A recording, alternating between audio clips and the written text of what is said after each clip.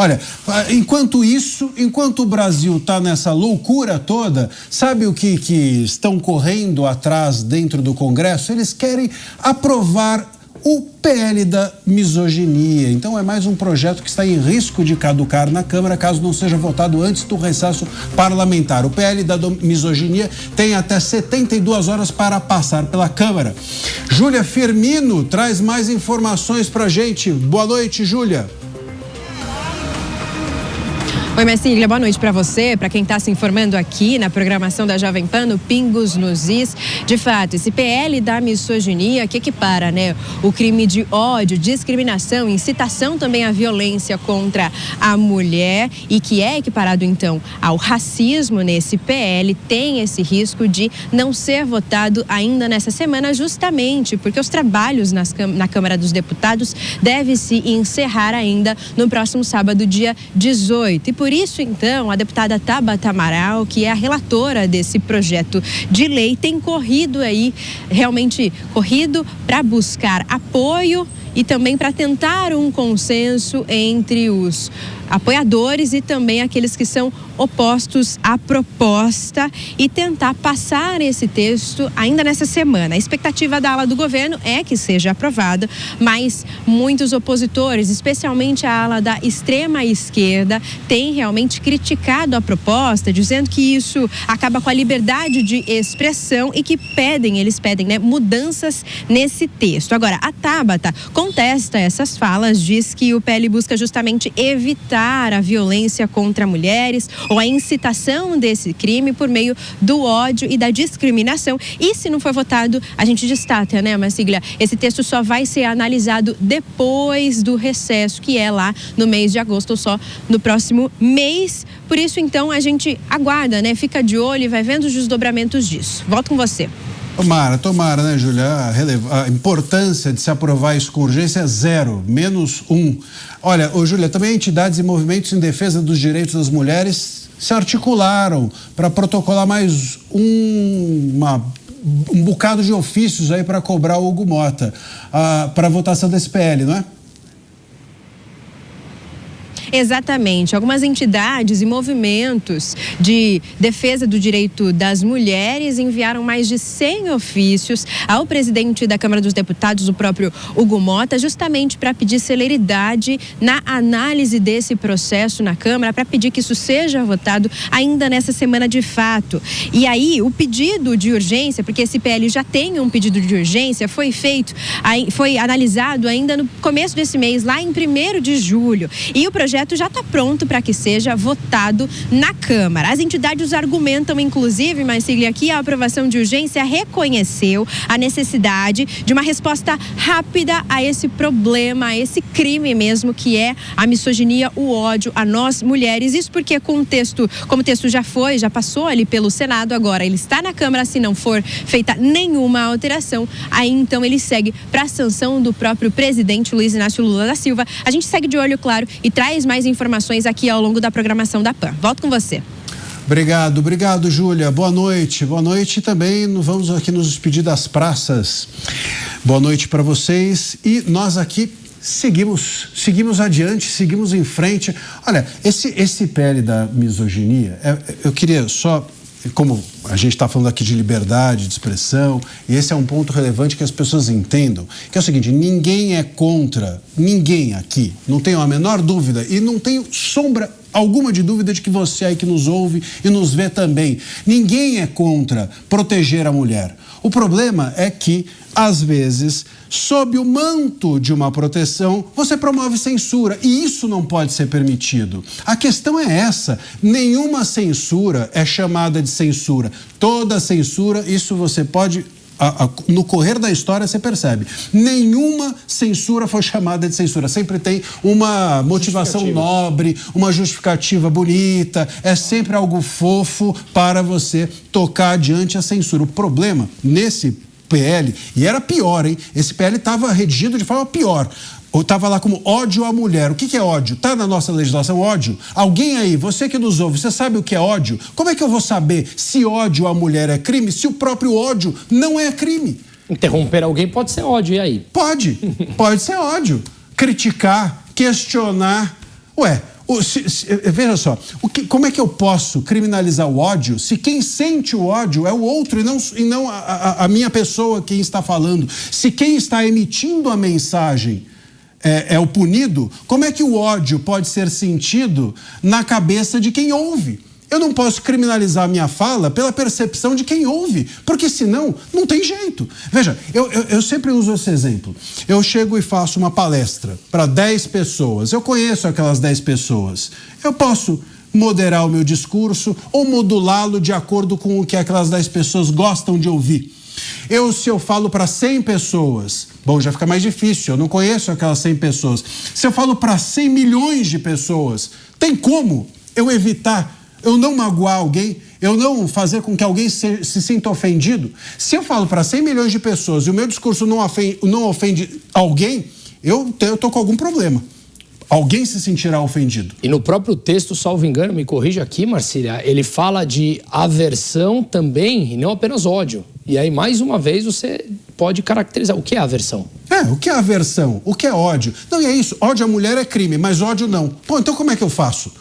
Então eu posso odiar todo mundo, mas eu não posso odiar a mulher. Quer dizer, isso não faz sentido nenhum. E outra, quando você fala, não necessariamente você está odiando. O ódio criminoso é você incitar a violência contra alguém. E violência se incita com atos, não com palavras. Mas isso é crime contra o homem também. Claro, contra qualquer pessoa. Contra qualquer pessoa. Incitar a violência está no Código Penal, não precisa de lei nova, já está lá. Já tá lá. E aí eles mudaram agora e colocaram que o crime é ofender a condição da mulher. O que isso quer dizer? Ofender a condição da mulher. Alguém aqui me explica? Mota, você sabe o que significa isso? Dá pra gente se preparar para não ofender a condição de alguém? Não existe liberdade de expressão se não existe a liberdade de ofender. Se a ofensa se caracterizar num crime, eu acho que isso já é previsto em lei, né? Crime de injúria, difamação, calúnia. Agora, se alguém se sente ofendido com a coisa que eu falei e pode transformar isso numa acusação criminal contra mim, acabou a liberdade de expressão. O que as pessoas não estão percebendo, inclusive mulheres, o que muitas mulheres não estão percebendo, porque há mulheres que acham essa lei maravilhosa, né? Porque elas estão se colocando no lugar da pessoa que foi ofendida. Elas não estão se colocando no lugar do ofensor, mas elas podem estar nesse lugar, porque amanhã elas podem discutir com uma outra mulher e essa outra mulher dizer: eu fui ofendida na minha condição de mulher. E a lei anti-misoginia ser aplicada contra uma mulher. Eu vou dar um palpite aqui, hein, Marcília? Eu vou chutar. É só um palpite, mas eu acho que todas as mulheres que não forem de esquerda vão estar sujeitas a serem enquadradas nessa lei. A partir de agora, você tem que tomar, no momento que essa lei for aprovada, você tem que tomar muito cuidado com as coisas que você fala ou até pensa.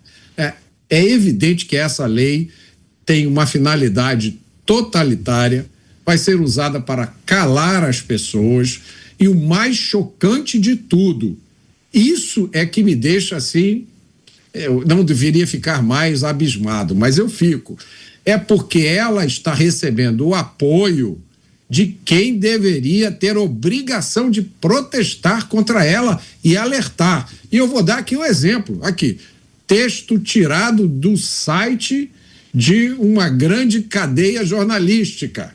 Olha o que o texto diz. O grupo de extrema-direita no Congresso entende que o texto acaba com a liberdade de expressão. Então, quem está preocupado com o fim da liberdade de expressão é chamado assim, extrema-direita. E eu queria perguntar, e o idiota útil que apoia e aplaude o fim da sua própria liberdade? Qual é o termo apropriado para a gente descrever? Ô Mota, e ainda assim, é extrema-direita, né? Porque aquilo, só tem extrema na direita, né? Só direita que é extrema. É aquela piada do, como é que é a história? Você vai chutar o filho, Você está com dor. Você está com dor na perna esquerda ou na perna extrema direita? Então, não tem extrema para esquerda. Tem ainda um grupo, né? Um grupo de extrema direita. Então, esse é o ponto, né? A gente vai nichando a reclamação como se a liberdade de expressão fosse um insulto. Como se você querer defender a liberdade fosse um insulto. Então, assim, bom, se eu vou proteger A e desproteger B, eu não tenho... Tu não é algo que todo mundo deve se preocupar? Pô, eu tenho que proteger A, todo mundo quer proteger A. Mas se ao proteger A eu estou descobrindo B, eu não devo me preocupar com isso também? Ou isso é uma coisa de nicho, de grupo, de extremos? É mais uma divisão, né? Então, nós vivemos tempos, Marcília e Mota, onde nós temos que explicar o óbvio. Veja, você teve que começar sua fala, e eu entendo, porque eu sempre faço a mesma coisa, falando... Primeiro de tudo, gente, ninguém aqui é contra fazer algum tipo de agressão à mulher. É óbvio. Se você é a favor disso, você tem algum tipo de disfunção na tua personalidade, no teu caráter. É claro que não. Mas também não há homem, não há mulher, não há gay, não há alto, abaixo, não há nada. Porque isso é caracterizado e tipificado como crime se você agride alguém. Não importa quem quer que seja. Mas, infelizmente, nós temos hoje em dia que começar explicando o óbvio. Agora, eu ia colocar exatamente o que o Mota trouxe, trazendo aqui um exemplo muito claro. E não tem problema em dar nome. A minha mulher, nós somos conservadores em casa. Essa politização que foi feita do feminismo, ela é totalmente contra. E se ela chegar num ambiente de trabalho dela e dizer que alguma outra mulher numa reunião é incompetente, ela, portanto, pode ser enquadrada nessa lei de misoginia? Porque ela discorda e diz que uma outra mulher é incompetente? Ou se ela fala mal do feminismo, ela pode ser enquadrada, por exemplo, como aversão às mulheres? Ela sendo uma mulher? Como é que isso enquadra? Perceba o absurdo. E se vocês lembrarem, ontem, eu repasso aqui rapidamente aquele livro que você riu do título, mas que eu recomendo a leitura. As Leis Básicas da Estupidez Humana, em que o autor, ele divide o ser humano, simplificando, claro, em 4 tipos. Inteligente, ingênuo, bandido e estúpido. O inteligente faz o bem para si e para o outro. O ingênuo faz o bem para o outro e não para si. E ele dá vários exemplos. O bandido faz mal para você e mal para o outro. E o estúpido, que ele coloca que é pior do que o bandido. Porque o bandido você sabe que ele vai te fazer algum mal. Então você sai de perto, você se previne. O estúpido é o que faz mal para ele e para os outros. E na maioria das vezes, não importa título, não importa graduação, não importa sexo, não importa origem, não importa nada. Porque o estúpido, você não sabe que ele vai agir e acaba defendendo coisas que muitas vezes é ruim para ele também e pior, é ruim para todos. E Musa, você hoje está querendo causar discórdia aqui, porque você já falou Durigan, a gente não sabia, agora a gente está falando misoginia, você começou a falar misoginia. É igual agora, subsídio, que não é subsídio, difícil. É subsídio, então complicou. A gente precisa combinar aqui a parte linguística.